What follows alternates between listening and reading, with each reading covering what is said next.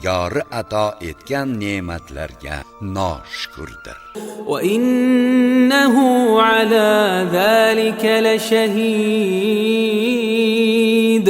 Yana u bunga noshukur ekaniga o'zi guvohdir. Va innahu li hubbil khayri lashadid.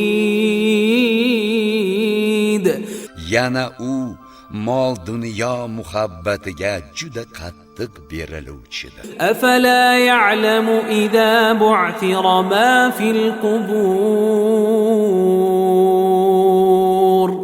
Axir u bilmaydimi, qiyomat qoyim bo'lib, qabrdagilar tirilib chiqarilganida va hussila ma fis sudur.